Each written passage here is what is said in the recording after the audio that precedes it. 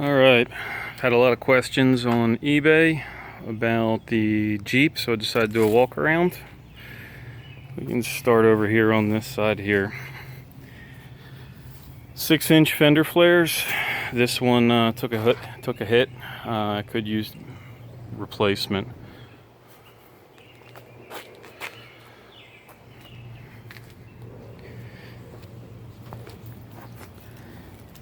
.33 12.5-inch tires. They are Goodyear Wrangler door tracks. Lots and lots of life left. This is a quarter. His head's all the way under.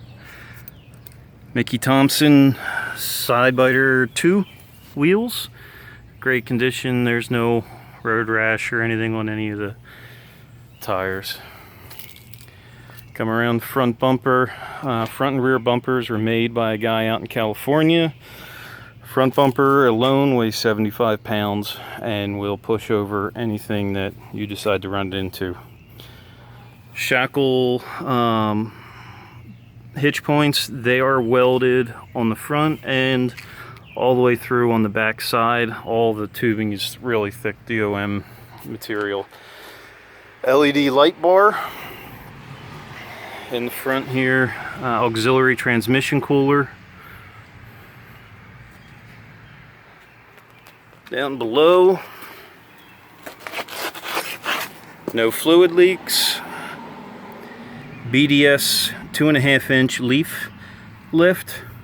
The shackles are a 1-inch lift shackles. They are 1/4-inch thick shackles. Everything's grade 8 hardware. Steering drop arm is a 4-inch drop arm, so the steering is factory geometry. Front axle, the axle shafts and joints, they are out of a 1999 Jeep Wrangler, so it has the upgraded joints. Steering stabilizers, relatively new. I think it was put on about 7,000-8,000 miles ago.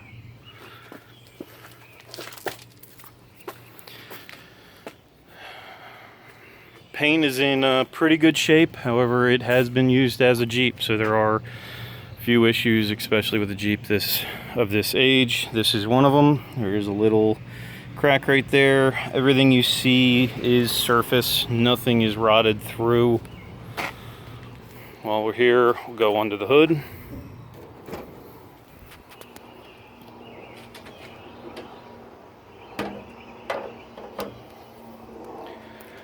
Alright, it is a 2001 Chevy Silverado 5.3 liter.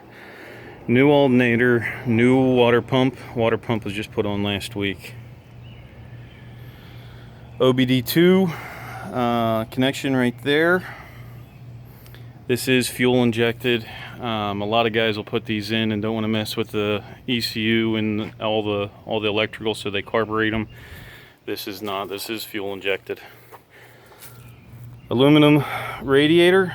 Also has a transmission cooler built into it. The auxiliary is after this. Catch reservoir, flex light, electric fan.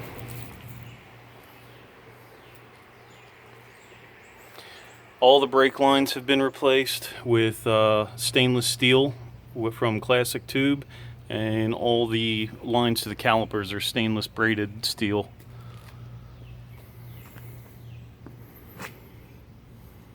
LED light bar and electric fan relays. This Jeep does have air conditioning. It was factory installed.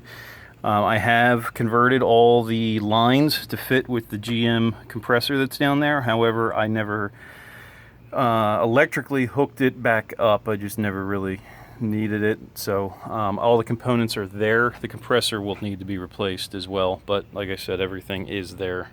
Receiver dryer, condenser, everything.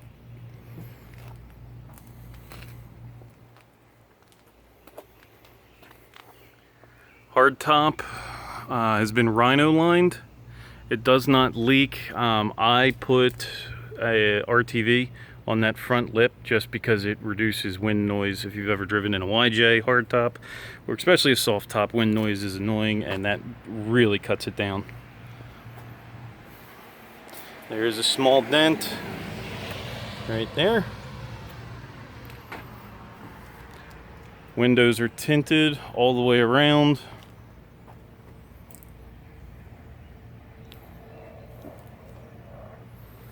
This is the rear bumper. It has frame tie-ins also. I have pulled about 5,000 pounds with this bumper. The Jeep will handle it power-wise. Don't recommend it. It's a little squirrely, seeing as the Jeep only weighs 2,900 pounds and has, I don't know, 350 horse or whatever.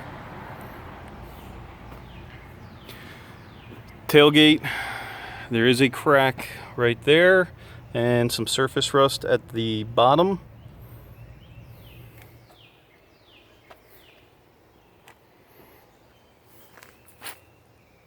Four and 7-pin trailer connector, 7-pin, 4-pin. It does not have a brake controller, but you can still hook up a 7-pin trailer if you need to. Over on this side, we have, this is where a little bit more of the paint needs to be a little bit repair. Again, it's just some paint cracking. The paint's extremely hard. It's DuPont Emron aircraft paint. Even though it's a matte finish, it is clear coated. Over here on the driver's side door, the window frame at one point had come off, so repair was done. It was primed and never painted, so it's got a little bit of rust, surface rust that just needs cleaned up, and that's about it. There's one more paint spot issue right here. Again, just surface.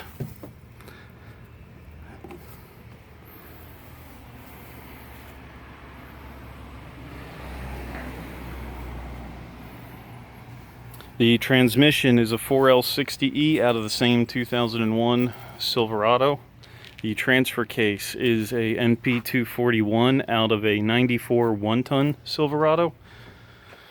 The only issue with the engine, it doesn't burn any fluid, it runs great. The only issue, these Vortex are known for breaking bolts on the exhaust manifolds. The one all the way in the back did break. The flange on these Edelbrock headers are so thick, it does have a slight exhaust leak in the back.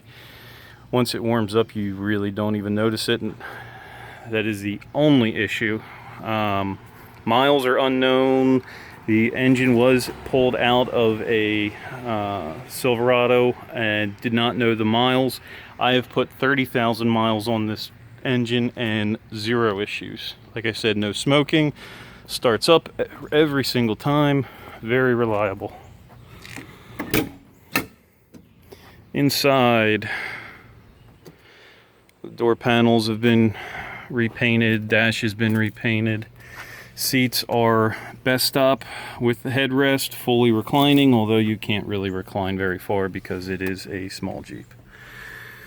Same with the back seat. I have kids, so I opted to pay the extra money for the headrest in the back because they ride all the time with me.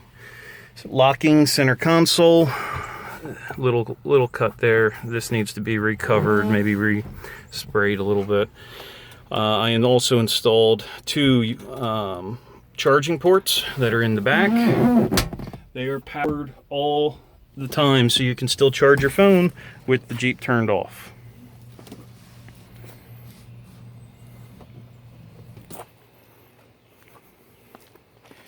Up front in the driver's side, I have a aftermarket 13-inch steering wheel. I'm 6'3" and appreciate the extra legroom between the seat and the steering wheel.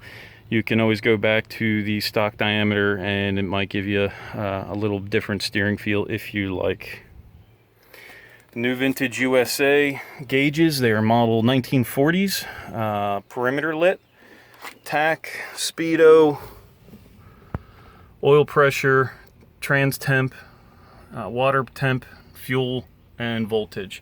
There are 3 switches on the front here. The one on the left is the LED bar on the front. The other 2 I installed. Rear lights and interior lights, I have not gotten around to installing those, so the switches are there if you'd like to do it. Air conditioning evaporator right here. Stereo is a Kenwood head unit. Polk Audio Marine certified 4x6 plate speakers left and right. 6x9s in boxes back here. Polk Audio Marine certified. All of this, if you got caught in the rain with the hardtop off, no big deal. It's marine certified. Like Polk Audio Marine amp. This is a 4-channel underneath the driver's seat. This is one of the best sounding systems I've ever put together. Then in the back, a custom box. There is, under this shelf, a monoblock sub amp, as well as a down-firing 10-inch Polk Audio subwoofer. Incredible sound, does not rattle, buzz, anything on the Jeep. Sounds great.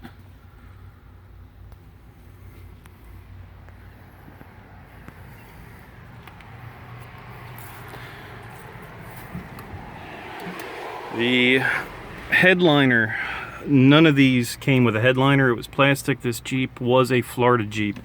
So black hardtop gets extremely hot. I installed, it has 1/4-inch Nomex fire blanket and then automotive carpet over top of that. It is 94 degrees here today and I can put my hand on it all day. Doesn't get hot. Really cuts down on the heat. Moonroof pops up, 2 quick disconnects, one right there and one right there, and the entire glass comes out in 2 seconds. So it's a nice little feature.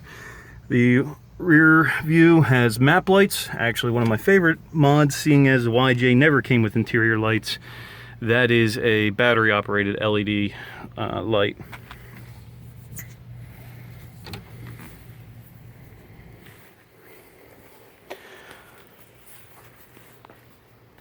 A few more things from underneath. Ford 8.8 axle out of a 98 Ford Explorer. Disc brakes, so it has disc brakes all the way around now. Much better than the drums that used to be back here before. Same BDS suspension. Custom drive shafts, you can see the transfer case right there.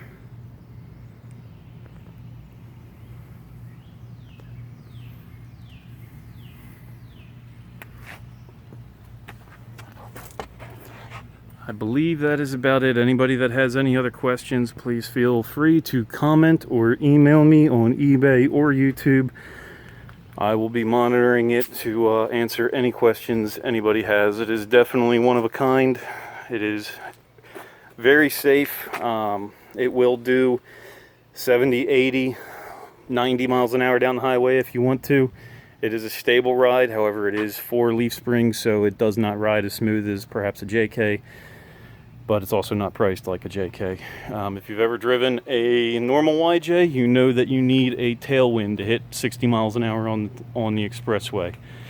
Not so with this thing. All right, thanks for watching. All right, wanted to do one startup video.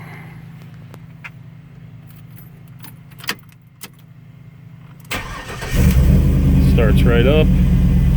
No maintenance lights.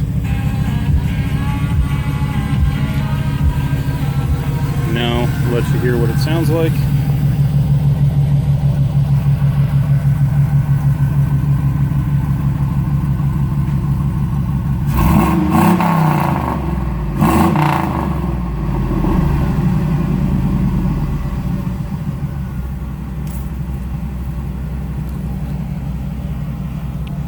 Edelbrock headers and 3-inch exhaust with a MagnaFlow muffler, rear exiting.